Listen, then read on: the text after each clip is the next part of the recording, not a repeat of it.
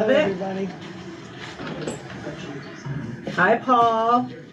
We got one Paul in the room and one Paul on screen. Excellent. We need a Paul in every sphere. Good morning, Erica. You new? Oh, thanks so much. Yeah, right Hi, here, Debbie in fine. Florida. You see it? Yeah. Where it is? Asher Chaim in Chicago. We've got the international group here. Love it. Erica, where are you? You can either unmute and say, or you can put in the chat if you prefer.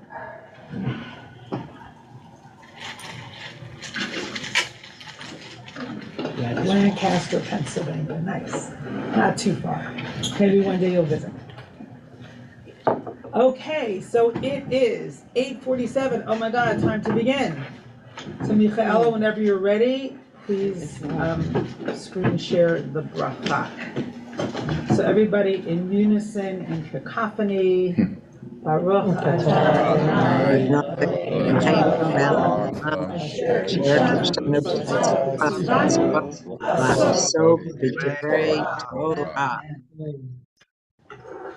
Okay, I'm just going to let that stand. I usually do some kind of creative translation, but I think it actually says what it needs to say. So, welcome everybody. Again, Shabbat Shalom. Today we have a fabulous Parsha. It's always a fabulous Parsha, but this is really a fabulous Parsha. And I also want to welcome a new person in the room, Rabbi Jonathan Klein. Thank you. Welcome. I think there's no one else new in the room. Anyone else new in Zoom besides Erica? Well, hello and welcome if you are new.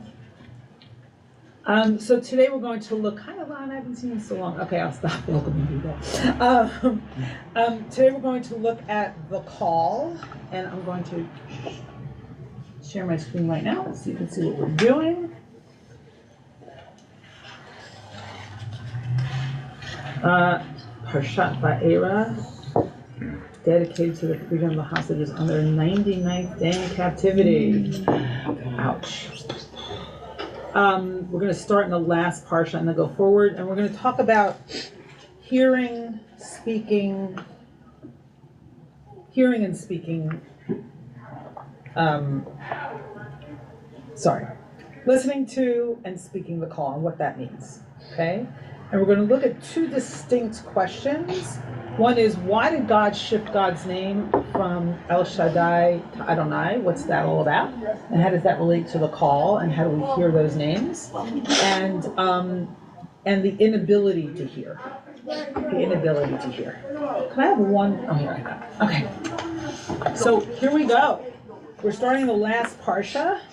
Just remember, there's this narrative of Exodus is not linear. It's not smooth sailing in any way. It's filled with despair at many moments, for all kinds of reasons. And here's Moshe. Here's Moshe and what he says in the last parsha. Me'az bati el paro ledaber b'shemecha. Sorry. Heira la'am hazeh. Ever since I came to Pharaoh to speak in your name, or to speak, in your name. He has dealt worse, or he's dealt evil with your people. V'hatzel lo hitzalta et amecha, and still you have not delivered your people. Okay, so here we are now in our parsha, which actually starts at verse 3. So I'm going to read this whole section, and then we're going to go into parts of it. Okay, it's an unbelievably rich section of the parsha. Okay, so what's better? I might actually read from the paper. Okay. Yedaber Elohim el Moshe v'yomer elav ani Adonai. So God spoke to Moses and said to him, I am the Lord, but specifically, I am Yud He Vav He, right? That's God's specific name here.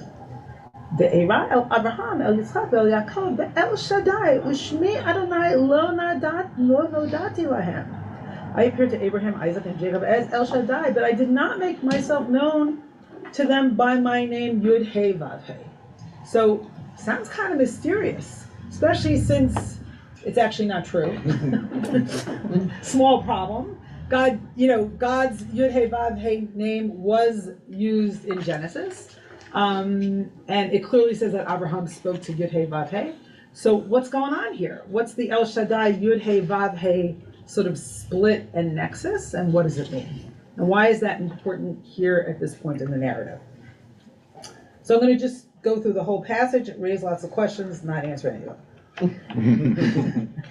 V'gam hakimoti et iti itam latet lahem et eretz Canaan et eretz migurehem asher garu ba. I also established my covenant with them to give them the land of Canaan, the land in which they lived as sojourners. V'gam, and also, ani shamati enakat b'nei Israel. So now we're pulling it back to the moment. I have heard the groaning, the moaning of the Israelites. Enakat b'nei Israel, asher mitzrayim ma'avidim otam. Because the Egyptians are enslaving them. The Ezkor Buti. I have remembered my covenant. So God's a listening God, right? God hears their moaning and groaning, and we saw that in the last parsha. And in fact, that's a pivotal moment because the last parsha, or the narrative starts with human beings stepping in, but then until God hears the moaning and groaning and cry of the Israelites, wordless cries, God doesn't step into the narrative, right? Until that moment. Okay. Lachen, and moral of Bnei Israel. So therefore, say to Bnei Israel, say to the Israelites, Ani Adonai, I am Yud Hey Vav Hey, v'hotzeti etchem mitachet tzivlot Mitzrayim, and I will take you out from underneath the burdens of Egypt. V'hitzalti etchem me'avodatam, and I will save you. I will rescue you from their from the labors they're imposing upon you. V'ga'alti etchem, I will redeem you. B'zroa netuyah, with an outstretched arm. Ushpatim dolim, and big signs. Okay, all right. V'lakachti etchem li la'am, and I will take you to me as a nation. V'yiti lachem le'elohim, and I will be for you a God. V'yidatem ki ani Adonai Elohechem, and you will know that I am God, Yud Hey Vav Hey, your God. Hamotzi etchem beitachat sivlot Mitzrayim, who has taken you from the burdens of Egypt. So let's look at this for a minute. And first of all, the 4 cups of wine are based on these verbs, right? The 4 cups of wine at the Passover Seder. I've taken you out. I have rescued you, I have redeemed you, and finally, and I have taken you to me, right? So it's supremely active. Sorry. It's nice to see you there. Stumpy. Glad I provide some amusement. Yes. Do you have, Sorry, everybody. And I have a little breakdown here. Okay. what would you?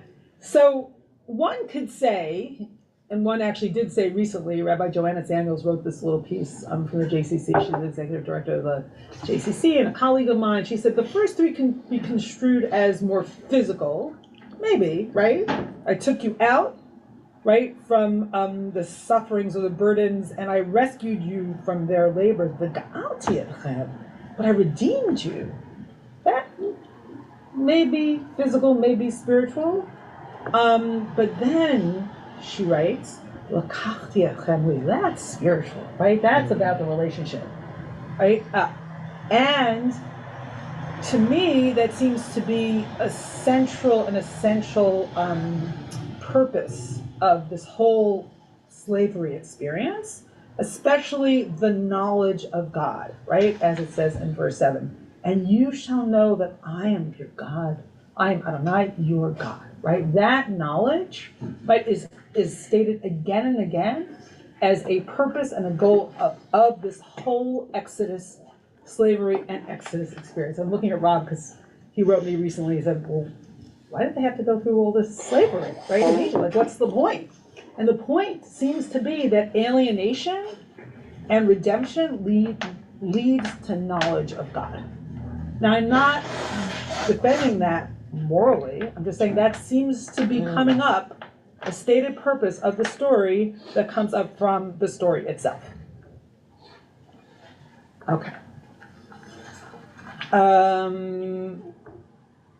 והבאתי אתכם אל הארץ אשר נשאתי את ידי לתת אותה לאברהם, ליצחק וליעקב, ונתתי אותה לכם מורשה אני אדוני.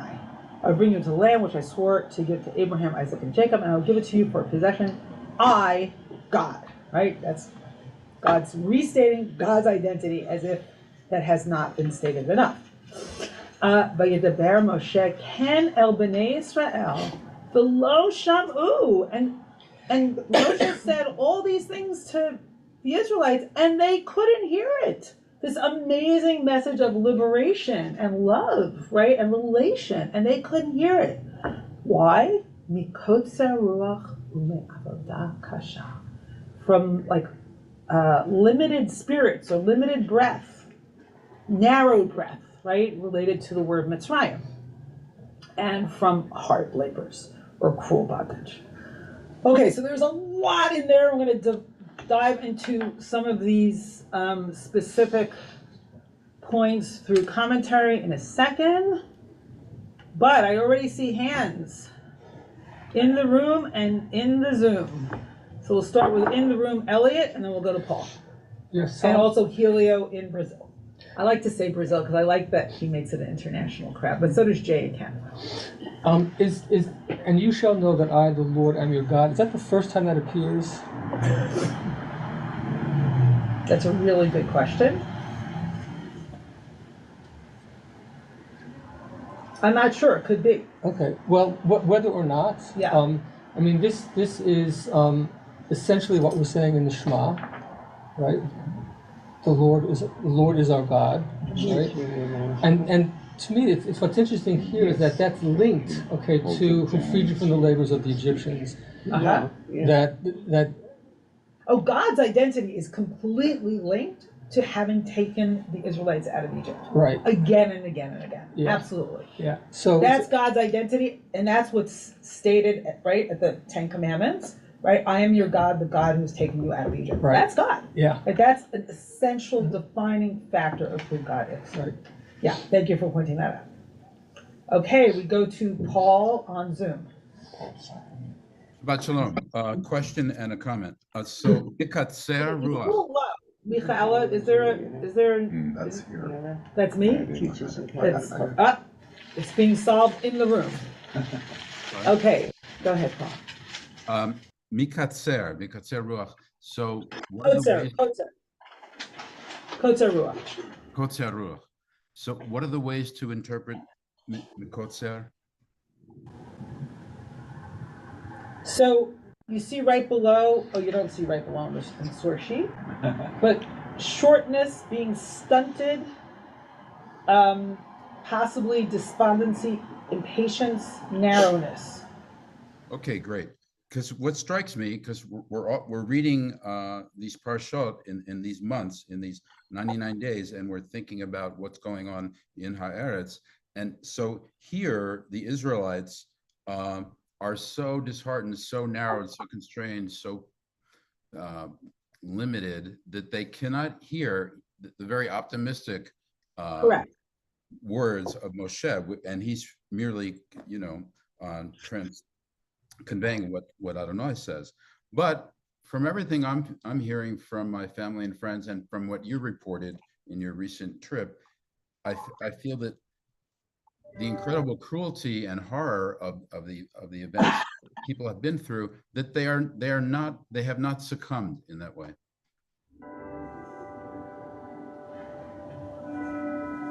I think they haven't been slaves. I've heard both hope and despair. Certain kinds of hope and certain kinds of despair, and often from the same person. But have not succumbed. Certainly civil society has risen up in the most incredible way, if that's what you're pointing. Yes, absolutely. Yeah. Okay, Helio. Shabbat shalom. Shabbat shalom. What challenged me in this text, that all the time God is saying, I am God, I am God, I am God.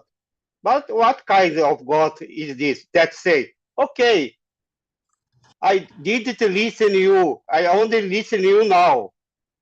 I have forgot you, but I am God.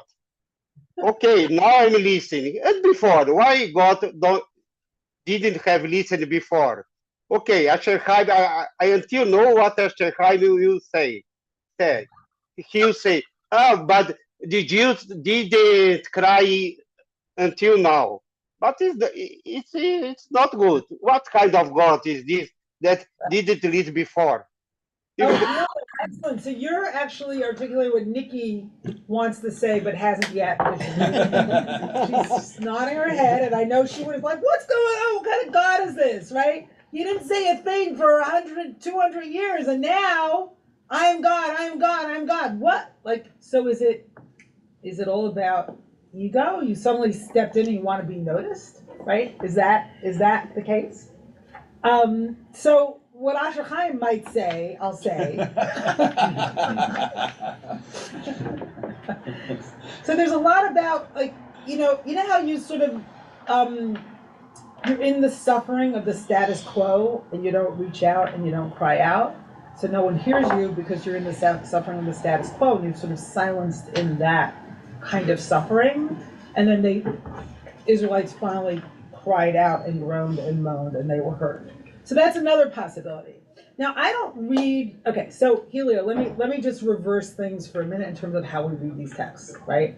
So the question is not so much why would God do this, but why has the narrative been shaped in this particular way? Why did human beings understand the deliverance narrative in these terms? Does that make a difference to you, Helio? In other words, why is the story understood this way? Okay, I understand. It's an interesting turning of the text, right? So when you hear a story and you hear the Torah, you don't say, well, why is God this way? But why did people construe God to be this way? Which is a different question. So let's think about that, and then I want to say one more thing about I am Adonai, I am Yud-Heh Vav-Heh. To me, that's like reminding the people, and this goes back to Elliot's point, of the liberating nature of God. Like this is my identity. This is who you're dealing with, right? And sort of trying to it's like I remember my mother always saying, "Well, I'm your mother." I'm like, "Oh my God, leave me alone, right? I am your mother." And now I realize, like, she's trying to reinstate a relationship when I forgot a relationship. Like there's a way to think about it, right? I am your mother, after all. And it's like, oh my God, did I hate to hear that? I still bristle now. Okay, Tomas. Just like half a thought on this passage. Half a thought. Excellent. Half a thought. You can do the other half. The name of the book is Names. Right? Yeah, the name of the book is Names. So I just think it's very interesting. I'd love to know more about the moaning and the groaning, because that is expression without signification. Right? It's a sound. Oh my God! And yes. we know that it holds meaning because we can recognize the pitch and the intention. And it's the first cry of a human being. It's the first cry of a human being, yeah. And it doesn't match onto syntax, etymology, language. We can't argue with it, too. It is inarguable, a cry. It is one argument that cannot be refuted, I suppose, as anyone who's known a baby can attest. But then to this expression without signification, God replies with signification without expression. Yes. Because we get this unspeakable name, which signifies everything that can't be said. Right. So what's that about? So I will say briefly, I've taught whole sessions on this. So I will say briefly that, so the Kabbalists see this whole deliverance narrative as a time, or the whole slavery experience as a time when Dibur, speech itself, is in exile. Anyone remember learning that with me, maybe? Oh, good. You all forgot, so I can explain it again. I am your executive director. Does that mean you're my boss or am I your boss as a rabbi? Figure that one out later. The eternal question. The eternal question. I'll be taking notes. We're in dialogue. So speech itself is in exile, and if you think about the literary shape of this narrative, right? We have a prophet who can't speak, goes as a stutterer. We have a pharaoh who can't hear. We have a people who can't hear. But as soon as right, the Passover story, which is commanded, or the Passover ritual, which is commanded upon them before they even leave Egypt, is a time of telling. It's all about speech. It's all about the liberation of speech. And then they go through the Reed Sea and they come to voice in song. Right? And then Sinai is considered by the Kabbalists when Dibur, which means God's voice, is no longer in exile. So it's a whole story of non-signify. What expression that's not signified to signification by God's people. Well, God and God's people. Super interesting. Super interesting. I can send you a source sheet about that if you send me. Please do. I would email. like to remember it. And just in the original Hebrew, what is the word that becomes moaning? Just So the moaning was really in last week's parsha. Okay. Na'akatam. There's different words. There's soakim. They're doing different things. Okay. Did you have it? Nikki, even though, so Helio already said what you had to say. I'm interested in the term El Shaddai. Yeah, we're going to get into that. We're going to do a lot on that with commentary. Can you hold? Okay, good. Paul in the room. Paul. They don't stop moaning. They keep moaning. They keep complaining. They keep complaining. Yes. And God knows that. You know, the question remains, why now? Why did God decide to pay attention to their moaning now? Understanding that they would not stop moaning. So, complaining is semantic, Jay says. Yes, it becomes semantic, but it's not semantic in the last parsha. It's not yet semantic. There's no words attached to it. Absolutely. And then yes, as time goes on, that's right. They complain again and again using words. They become very eloquent in their complaints, absolutely. So I'm going to say to Paul and Helio, I don't know. I don't know why now. And they don't even really escape from bondage. I mean, they go from slavery to servitude.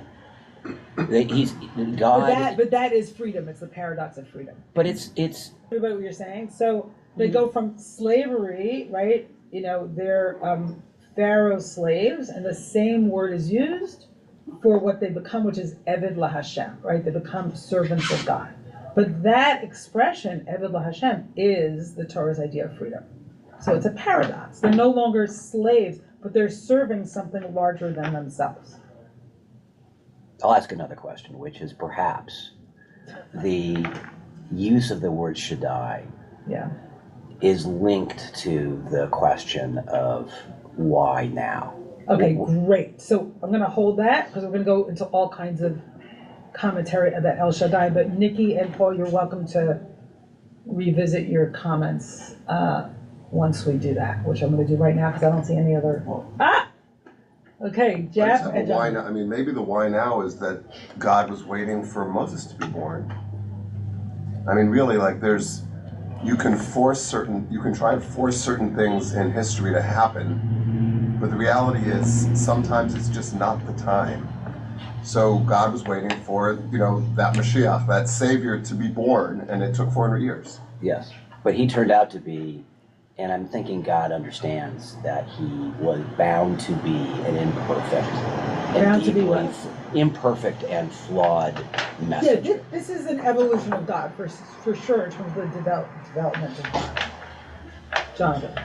Well, and along those lines of evolution of God, there seems to be an admission by God that God's relationship with Abraham and Isaac and Jacob was insufficient in that God didn't make God's name known accordingly. And so now, as a parent, as a nurturer, it's almost like a Ferber method here, where now people are crying and God can't help but jump into action because until this point, there wasn't yet a firm sense of implanting in the people a will to survive. In other words, the relationship was, okay, we have this promise as we're slaves, but that promise seems so far away. What have you done for me lately? And so now God has to re-enter into the mix because the people are beyond despair. They are completely collapsing. It's interesting. It strikes me as you're speaking that sometimes a promise can actually reinforce the status quo even though we're suffering. And sometimes a promise can push us to further action. Right? And I think there's something about God's name itself, which is the reason that the Israelites don't want to hear it, is that it's destabilizing. Even if it's for good, it's destabilizing. Like if you really hear like that powerful, liberating message, you're destabilized. And I think at bottom, human beings don't want to be destabilized. Okay, Roberta, can you wait until we do a little commentary? Can I say one short thing? Yes, if it's short, I share my screen. Yeah, Yeah. just, I don't see any implication anywhere in the text that the name Yud-He-Vav-He is superior to the name El Shaddai. Okay, so that's interesting. And I think this relates to Jonathan's developmental point. It's not superior, it's timely, right? It's for a specific moment. Okay, and we're going to see that it's teaching to Moses about how do you reveal yourself as a leader to the people. Yeah, beautiful. Okay, let's go. So let's look at all kinds of stuff about the name, and we're going to do a bunch of stuff, and then I'll take some more comments. All right. So first, Rashi, 11th century French commentator, Shmi Adonai lo nodati lahem. Lo hodati en ketiv ken akan ella lo nodati lo nikarti lahem b'midat amitut sheli she'aleha nikra shemi Hashem ne'eman la'amet divarai sheharei hitachtim below kiyam. It's not written here lo hodati. In other words, I did not make known to them, but lo nodati, was I not known to them. In other words, they did not recognize him. I was not recognized by them and my attribute of keeping faith. So this is actually what Jonathan said, like, they didn't get who I am truly. But now it's time, as Roberta was just saying, to get who I am. It's like another understanding, another level of the identity of God. By reason of which my name is called Adonai, which denotes that I am certain to substantiate my promise. For indeed, I made promises to them, but did not fulfill them during their lifetime. So if you think about one of the promises to Abraham, I will make you a great nation. That didn't happen in Abraham's lifetime. He had 2 sons. And one of them was the fulfillment of the legacy, right? Not much of a fulfillment, right? You'll be a great, as many children as the stars of the sky and the grains of sand, but it didn't happen in Abraham's lifetime. So here what's being said is this is a time of fulfillment of promises. Okay. Now I love this next midrash from Shmot Rabbah. And it says, Amar Rabbi Abba Bar Memel, Amar Le HaKadosh Baruch Hu Moshe. God said, the Holy Blessed, he or she or they said to Moshe, Shmi Ata Mevakesh Ledat. You want to know my name? I'll tell you about my name. Lefi Ma'asi Ani Nikra. I am called in terms of my actions, right? It's contextual. Pa'amim shani nikra El Shaddai, sometimes I'm called El Shaddai, sometimes Sfaot, like sometimes the Elohim. Sfaot is more military related, sometimes Elohim. Ba'kesha'ani dan et habriot, ani nikra Elohim. When I am judging human beings, I'm called Elohim. That's the aspect of justice. When I'm making war with the bad guys, I'm called God of hosts.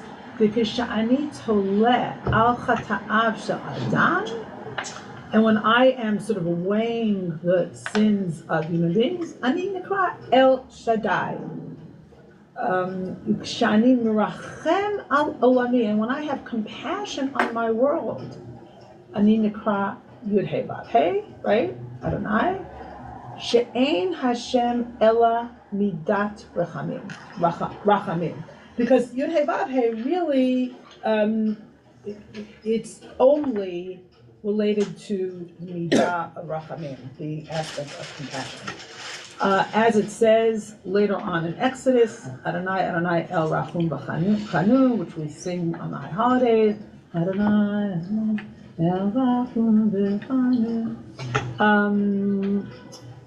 Have Ahaya Asher Haya Ani Nikra L'Fi Ma'asi. So that's why I'm called I will be what I will be, because it all depends on my actions. So what were their sins that they needed a suspended sentence?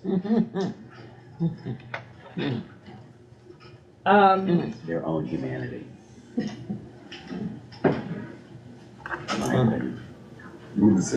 Well, if he's invoking the name El Shaddai now, which I the think it Midrash... depends on the moment. Okay, but He's not invoking El Shaddai now.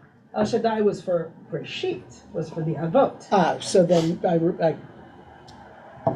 reverse the question then. Why did they have a suspended session? Yeah. Have you read Genesis? Well, it depends which. Well, it actually depends which of the avot. It depends, right? So but that's true. yeah. Nikki, I'm not taking second comments. I'm sorry. It's still about El Shaddai. We're gonna get there. All right. Hold on.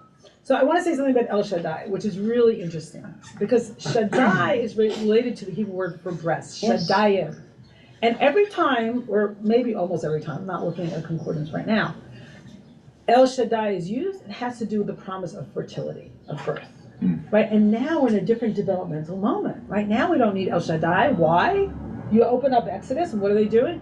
Multiplying. There's no problem with birth in this book. Right? The problem in this book is with slavery and deliverance and creation of an of a nation. We need a different aspect of that. Well, further to the question, though, Yes, Alan. it as you pointed out, it doesn't really use the name El Shaddai in Breshit. So No, it does use the word El Shaddai in Breshit, all over Breshit. It does? Yes. All over Breshit, all over Genesis. Okay, we're gonna finish the, let me just see if there's more commentary on El Shaddai. Okay, yeah, Rambam. Actually, I think this is Ramban. I think that's a typo. I'm sorry. Ramban, Spanish exegete, philosopher, Kabbalist, I think 13th century, died about 100 years after Rashi died, okay? So, sorry about the typo there. Ramban, Nachmanides. Okay. So God appeared to, can someone in the room read the English loud? My ineffable name expressing the essence of all existence. God appeared to the patriarchs as the prime mover behind all natural events. His miracles were apparent to them without recourse to violating the natural order. In times of famine, he redeemed them from death, and in war from the sword, and provided them with wealth and honor and every good thing. But the reward and punishment alluded to in the Torah in this world are in the nature of miracles, hidden ones, which the onlookers regard as the workings of nature. God said to Moses, I appear to the patriarchs as one who assists his chosen ones through the might of my hand, but without violating nature. By my ineffable name expressing the essence of all existence, I am that I am, I was not known to them to introduce innovations changing the natural course of events. Therefore tell the children of Israel that I am the Lord, and let them know my great name, through which I shall perform for them wonders, that they may know that I am the Lord who does these things. So again, this moment of history requires a different level and aspect of divinity, right? introduce innovations changing the natural course of events. And I also love this idea of Yud-Heh-Vav-Heh, the ineffable name expressing the essence of all existence. Okay, so now we're done with that piece. I'm going to stop my share and call on Beth and Jessica. Shalom. I have a little quibble with Rav Abba with regard to what he says about Tziva'ot being a name for God at war. Just think of our liturgy.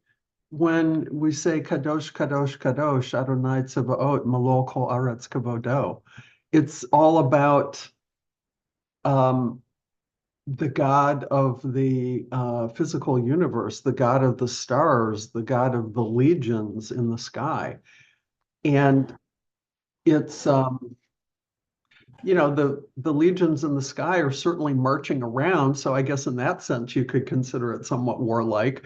But it's, the music of the spheres. It's the cosmic dance. Not only used in military context. In that context, I think it's the God is the commander of the angelic hosts. But you're right, it's not about war. And I love the way you express it. Thank you, Beth. Okay, Jessica. Shabbat shalom. I'm inspired by this, also taking it into present tense, our ability to choose which name we call God. Like sometimes I'll say the Shema with Shekhinah instead of Adonai to bring in the feminine, the divine feminine. And when I'm leading the morning sit, I always refer to God as divine source because I don't know push people away who are meditators but can't absorb the name God. Then, at different times, El Shaddai, Adonai, Achava, Eloheinu, Yud-Heh-Vav-Heh. And then I wonder what happened to Hagar's name for God, which I like to pronounce Elroy. That's so funny because it's Elroy, but it makes me wonder if the name Elroy comes from that moment. That is fascinating. Wait, Jessica, you're now muted, honey. Why am I muted? You can't hear me? Now I can. I took my car in one time and the mechanic had a little name tag that said Elroy. And he said, "This means God." And he wasn't at all Jewish, but he goes, "Yeah, my mother said this means God." And Not the chances. I love that.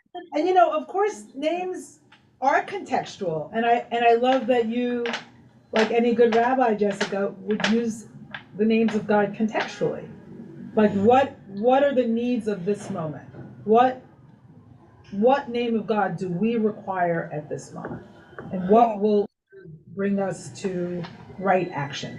And also one quick other thing, I was co-leading this service with Rabbi Gabe at Rikers a couple days ago, and many of the guys that come in sign up. They, you have to decide what your religion is when you are incarcerated, and many of them say Jewish because they can get kosher food, which is healthier and pure and is made off the island. But then, so a lot of people so what he told me is Muslims will often call themselves Jewish, and what that means is they can't go to the Imam, but they get the kosher food, so they have to trade religion for food. So there were a lot of Muslims in our service, and so the name of God has to be, Hashem, Allah, including everyone. And so it's also choosing the name of God is also a generous act in my opinion. That's so beautiful, Jessica. Thank you for sharing that experience. All right, we're going to go back to our text. Share my screen.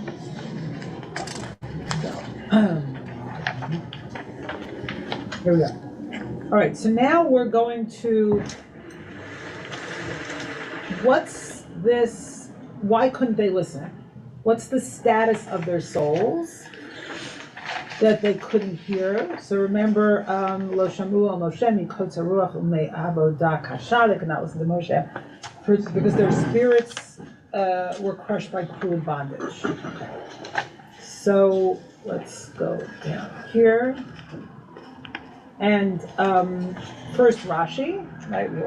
First Rashi, right? The paradigmatic commentator on all of the Torah and most of the Talmud, says, Lo sham'u Moshe, lo kiblu tanchumim.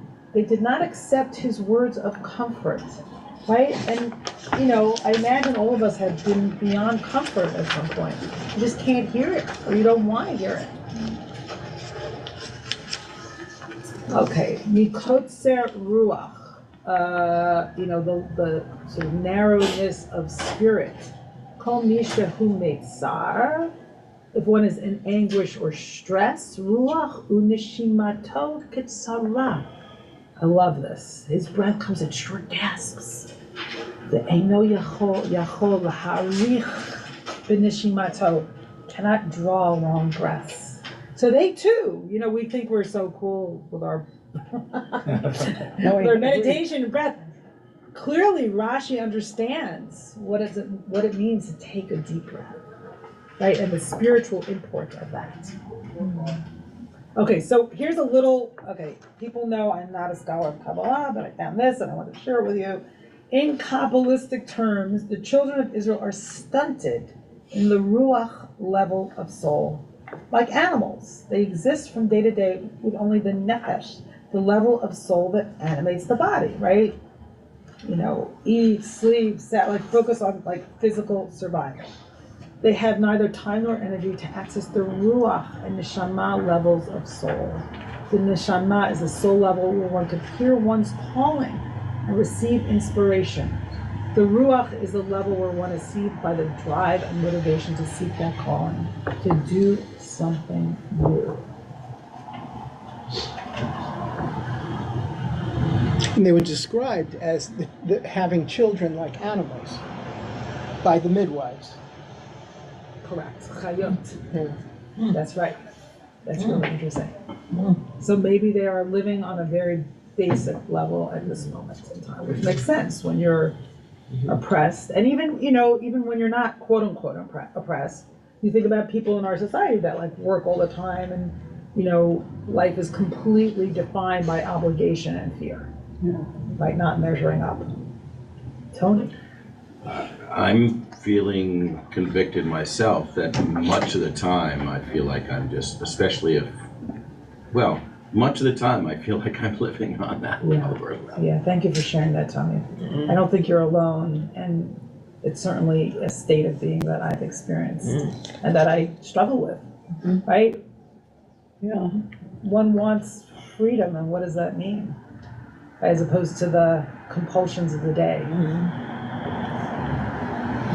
Yeah. Okay. Oh, so I'm just going to briefly do Ramban because I actually want to get to some important stuff. So I love that Ramban says this. Again, Nachmanides says, they pay no attention to his words because of impatience of spirit, as a person whose soul is grieved on account of his misery and does not want to live another moment in his suffering, even though he knows that he will be relieved later. Right? So that's interesting. Existence, life has become so painful, I just don't want to do it anymore. And I guess even though he knows, does one really know? Or maybe one can't really imagine a different state of being.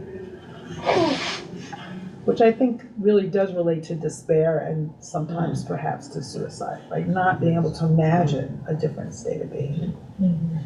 Okay, so now, Aviva Zornberg. Jeffrey, will you read that? Number 10. From the particulars of rapture. To hear is to open oneself up to vulnerability, change, contingency. Pharaoh, the hard-hearted, cannot consider even the idea of change, so he refuses to hear out Moses. Pharaoh afflicts the Israelite slaves with the same deafness, by making their lives so hard that they cannot stop and listen to any revolutionary ideas. Thus Egypt, which in Hebrew Mitzrayim, narrow places, is the place of constriction for both master and slave. It's the place where people are stunted, cut short, kotser, from the freedom of thought that makes us human. Right, so that's so beautifully said. So Pharaoh can't hear, and so what Pharaoh imposes on the people leads to them not being able to hear. And so here we have MLK that I think actually echoes the Kabbalistic passage. An individual has not started living until he can rise above the narrow confines of their individualistic concerns to the broader concerns of all humanity. Okay, so Is Mitzrayim, is that plural? Narrow places. yeah, I guess so. And will be good men. That's like narrow places. amazing. I'd much rather have more than one narrow place than just one. Yeah. It's a little bit more. Right, it's not only located in a physical place, but in one physical place, but it's located in It's nice all to have of us choice. in some way. What? Yeah, exactly. Does it allude to the narrow strip of land that is fertile in Egypt? It's a But narrow. God also chose Egypt. He saw from the very beginning that he would choose Egypt as their location of. Right, which is both a real place and a metaphorical place. God sent them into the narrow place. The most powerful kingdom of all at that time. Yes, that's right. So God could show Gilead who God was, right, by overcoming even the most powerful place, the empire. Okay. So now let's look at this moment of despair and Moshe, and this is like a recapping of the last parsha and what happened at the bush. Vayidaber Adonai el Moshe le'emor, bo daber el Paro melech Mitzrayim v'yishalach et bnei Yisrael mi'artzo. Go and tell Pharaoh, king of Egypt, to let the Israelites go from their land. Vayidaber Moshe lefnei Adonai le'emor, and Moshe said to God, saying, Hen b'nei Yisrael lo sham'u elai. The Israelites would not listen to me. Ve'ech yishma'eni Pharaoh va'ani harel tzvatayim. So they're not listening to me. How is Pharaoh going to listen to me? Because I have foreskin lips. So what are these foreskin lips? So there are different possibilities. One is it's an indication of impurity. It's an indication of like sort of having like a covering, so that there's a block. And like as said before, like the whole deliverance narrative or the whole experience of slavery is all about blocks in communication.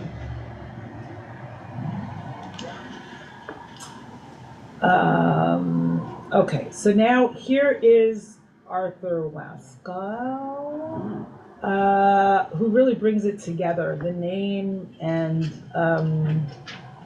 what happens at a moment of despair and sort of transcending that despair, getting beyond that despair. And Paul Ullman, I'm going to ask you to read it. As Moses faces the Loud. As Moses faces the unquenchably fiery voice who is sending him on a mission to end slavery under Pharaoh, he warns the voice that the people will challenge him. Says who? And the Holy One, answers, Aye, Asher, Aye, I will be who I will be. A fitting name for a universe that is always becoming. A universe in which the powerless poor can be empowered and the Pharaoh's power can dissolve like powder into the sea of reeds. Then God adds, but that's a mouthful. You can just use Aye, I will be, as my nickname, if you like. And oh yes, you can also call me Yud He Vav He, but we actually can't. There's no way to pronounce those letters with no vowels, and for a couple of millennia, Jews have been strictly taught not even to try pronouncing it, but instead to say Adonai, Lord. You didn't finish. Oh, there's more. Which I shall. No, but God and Torah say. This is page. But God and But Torah God say, and Torah say, not so. The second time, the voice tells Moses that the new name is Yud He Vav He, is in Exodus 6:2 and 3. which is the passage we read at the beginning. Moses is in Egypt, and his first try at liberation and at organizing has miserably failed. This time, the voice explicitly says that the name by which he, she, it was known to the forebears, El Shaddai, the God of nourishment and nurture, is no longer the name for use in the liberation process. So again, evoking that developmental process. Like, what name of God is needed for this moment? And that's, I think, a question we can all ask ourselves. What name of God is needed for this moment? No. Right? It's a big question. Like, what name of God will lead us to a place that's more life-giving than we're in at this moment? Okay, so now, in terms of like failure, so, and I wanted an echo from MLK, and I found a beautiful echo. I'm not quite sure. I looked around, so if any scholars of MLK or know more about MLK than I do, which is very little, I wasn't sure if this was in a speech or he wrote it. I couldn't figure it out. But this is a quote from a book, Let the Trumpet Sound, The Life of Martin Luther King. And it's about hearing the call at a moment of failure. If anyone knows more about this than I just said, please put that information in the chat. And Jessica, can I have you read this? My theater friend, Jessica. Yeah, okay. Martin Luther King, The Call of God. He put his head in his hands and bowed over the table. "Oh Lord," he prayed aloud, "I'm down here trying to do what is right. But Lord, I must confess that I'm weak now. I'm afraid. The people are looking to me for leadership. And if I stand before them without strength and courage, they too will falter. I'm at the end of my powers. I have nothing left. I can't face it alone." He sat there, his head still bowed in his hands, tears burning his eyes. But then he felt something, a presence stirring in himself. And it seemed that an inner voice was speaking to him with quiet assurance. "Martin Luther, stand up for righteousness, stand up for justice, stand up for truth. And lo, I will be with you, even unto the end of the world." He saw lightning flash. He heard thunder roar. It was the voice of Jesus telling him still to fight on. And he promised never to leave me alone. No, never alone. No, never alone. He promised never to leave me alone. He raised his hand. He felt stronger now. He could face the morrow. Whatever happened, God in his wisdom meant it to be. King's trembling stopped, and he felt an inner calm he had never experienced before. He realized that I can stand up without fear. I can face anything. And for the first time, God was profoundly real and personal to him. And the idea of a personal God was no longer some metaphysical category he found philosophically and theologically satisfying.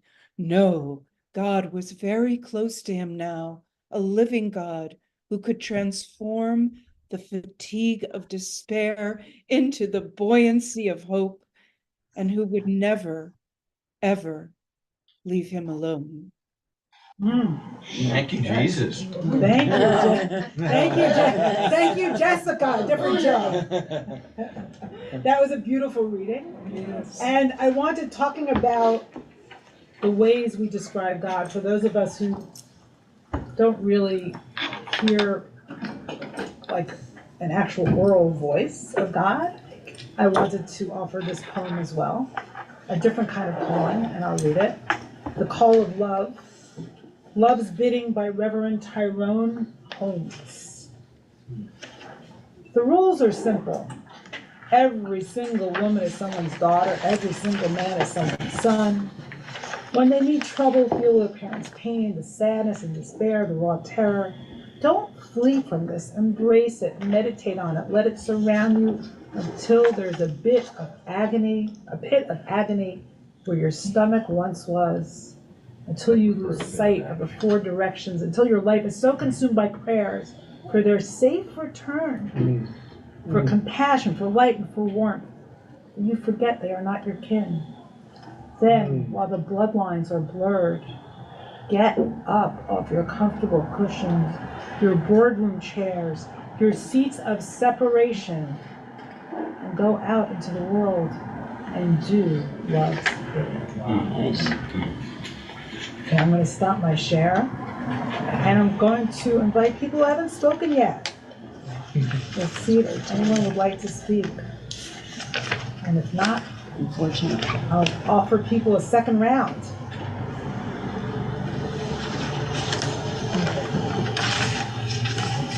And we can even take a quiet moment to let all that we read sink in. I'll try not to be afraid of that.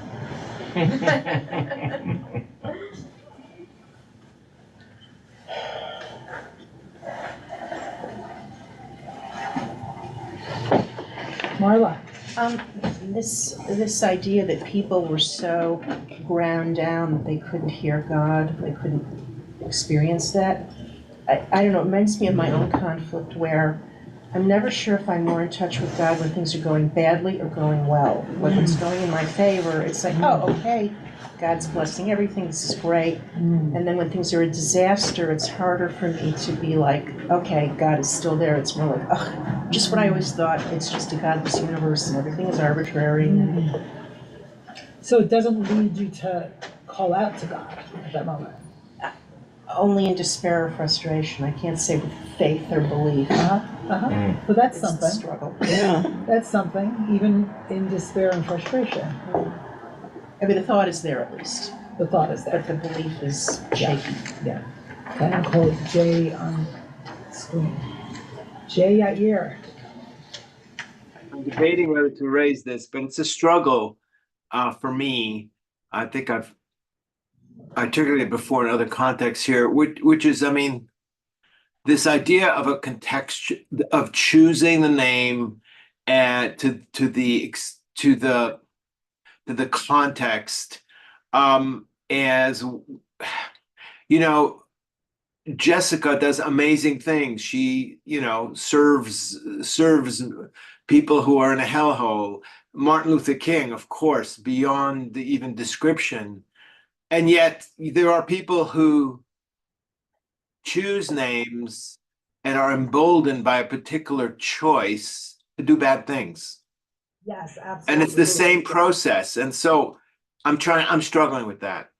I'm so glad you brought that up. So what's the question? Is there a question? But you're absolutely right. Like it's not even which I guess my question is there's got to be more, like in endorsing that idea or that process. I guess like any tool or whatever, there's a good and bad. And so how do we, what are the constraints? Are there constraints on that? Are there extra processual criteria we can use? It's clearly something I'm struggling with. I've not formulated. So I want to respond indirectly, and it's such a big question. I don't really know the answer. But yesterday I was at a hostage rally, or a rally in support of the release of the hostages at the UN, and I heard Gili, whose sister was released, Yardan, and who spoke at the concert that we had here on November 7th. And he's a peace educator in Israel. And he said what he teaches his students about peace and hope is that evil also has its hope, right? Evil gives people hope, and we need to hope stronger than the people who are encouraged and inspired by visions of evil. And I thought that was fascinating because he's not a peace educator that doesn't take evil seriously. He's a peace educator that takes evil very seriously and trying to instruct his students like in the reality of evil, and that because of that we have to we have to work even harder and hope even stronger. So so I don't know the answer to your question, but I wanted to offer that. And I'm curious if other people have thoughts about this. So now first I'm going to call on the people who haven't spoken, and then if there's time I'll call on the people who have spoken. So Gloria, hi Gloria.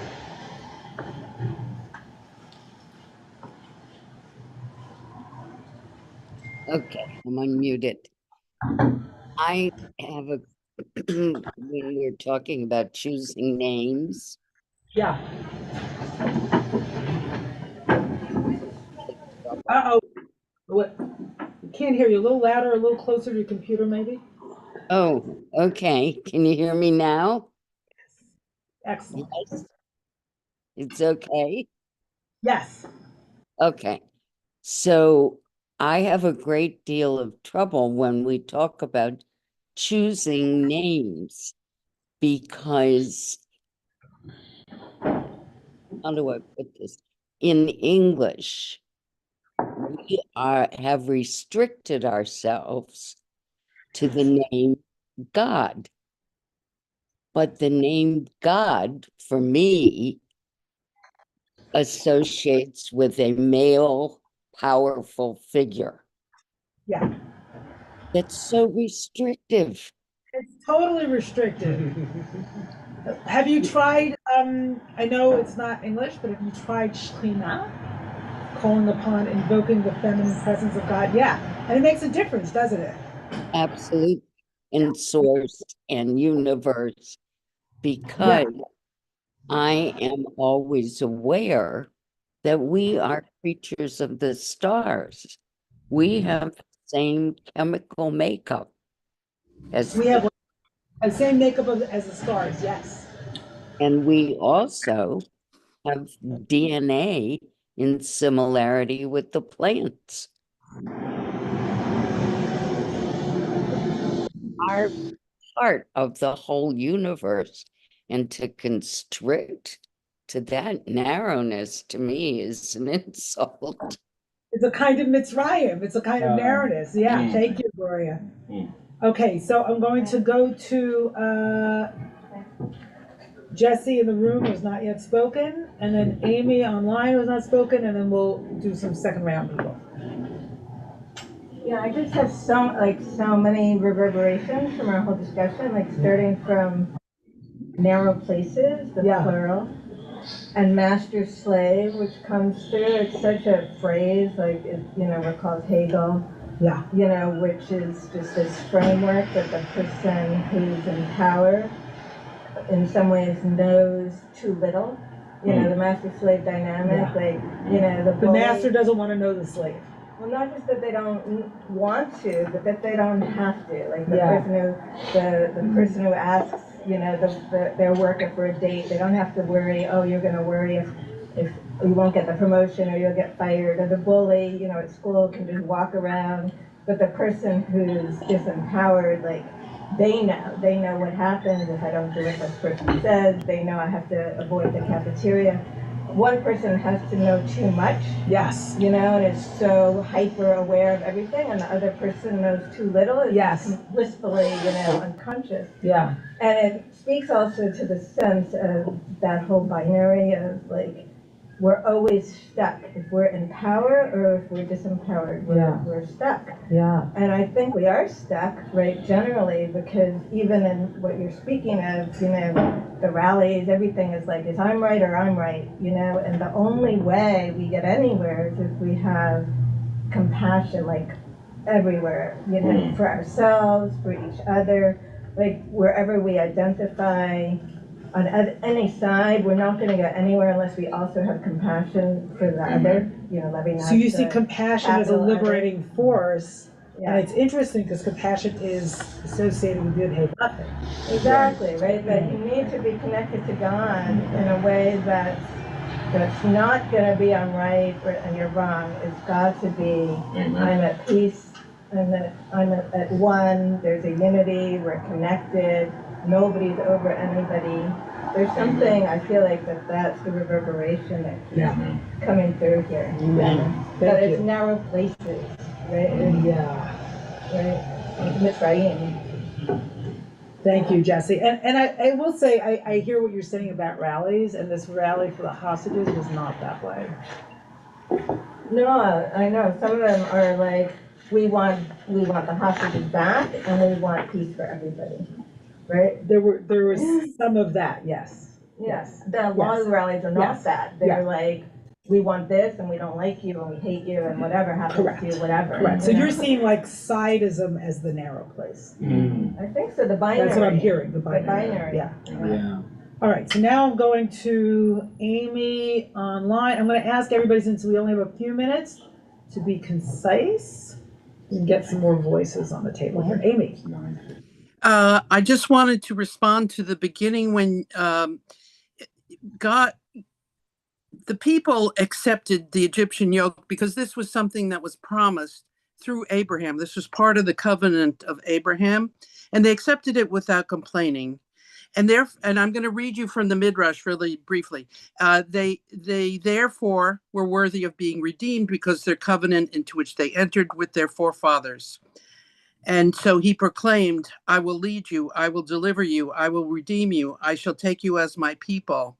These 4 kinds of liberation listed above are granted to you as a compensation for 4 laws which Pharaoh enacted against you: excruciating labor, throwing the newborns into the Nile, slaughtering the children for the king's bath. He used to bathe in Jewish blood every morning. He thought it was healthy.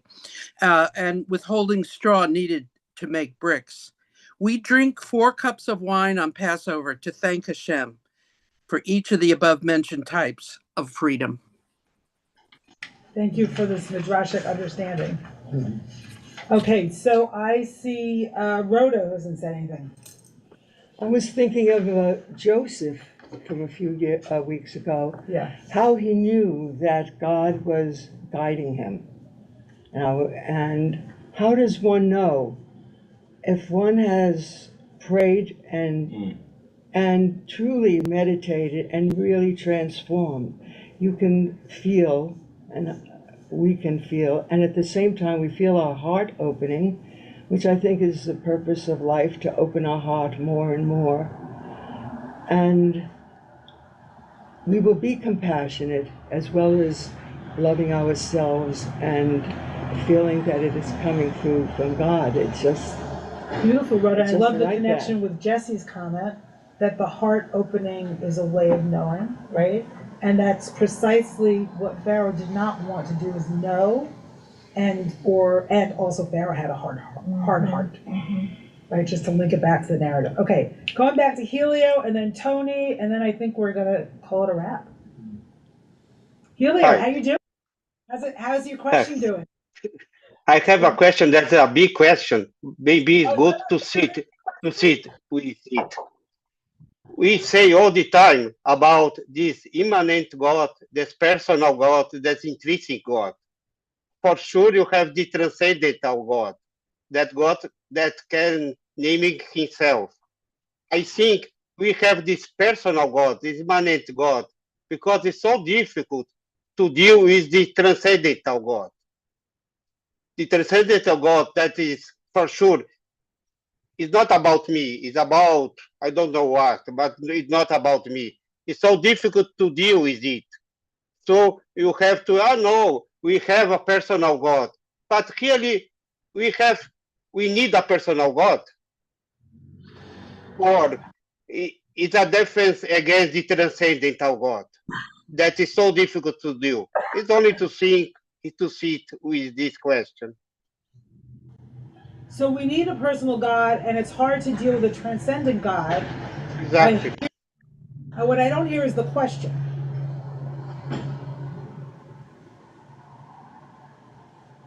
Muted. Sorry. Why you need the personal God? That here you need a personal God. Well, why did MLK need a personal God? Right? Like for those moments of despair. Okay, but maybe a friend, maybe a therapist, maybe something other. It's not necessary God. Good point. So some people need a personal God. Some people need everything they can get. Okay. I need the therapist and the friend and the this and the that and the personal God. It's not enough without it. So I think it depends on the person. Sorry, because this person of God is so similar to us. Understand? It's like looking in the mirror. Good question, big question. Let it stand as a question. Go to Tony. Meister Eckhart, whom Buber calls the greatest Christian mystic, says, who is Jesus? He has no name. And I think part of the answer to this question is somehow opening to that which is beyond our specific local name that gives us momentary comfort or context, and going beyond that repeatedly into the, relatively speaking, relative to us, death. That is the death and rebirth process. That is our own personal journey or our own spiritual journey. Yeah, beautiful. And I do think uncertainty remains a necessary, repeated opening, where going from Christians and Jews to the third Zen patriarch, he says there's no need to seek truth. Just stop cherishing your own opinions, your own views, your own gods. I love that. Your Stop own cherishing names. your own opinions. Yeah. So with that, I'm going to, and thank you for that response, Helio. It was beautiful. So from that, I will try to construct for us a blessing. So, and I just jump onto Jesus for one sentence. having come from that Given realm. your creds, yes. Yeah, I mean, just like it's always exciting for me when Rabbi Jesus comes into the room. Amen. And you know, first he is God as a person. That's his appeal, that he's incarnated as your friend, another human being. But in the Gospel of Mark, which I think is in the Torah somewhere, which is the oldest and kind of most accurate and original story of Jesus, he's introduced very cryptically, precisely as a voice crying in the wilderness. That's the first description of Jesus, is as a voice crying in the wilderness. And given everything that we've talked about in terms of articulation, expression, moaning and crying, and the wilderness, the place of the desert or the place of exile or the place of dispossession, that is the introduction of this divine. And people who interpret that very first verse of the Gospel of Mark explicitly reference these passages about Moses and about voicing and the appearance of the voice, and the voice comes from. So there's something there about voicing and wilderness. Thank you for taking us back to the beginning. And with that, I will shift my blessing. Thank you so much.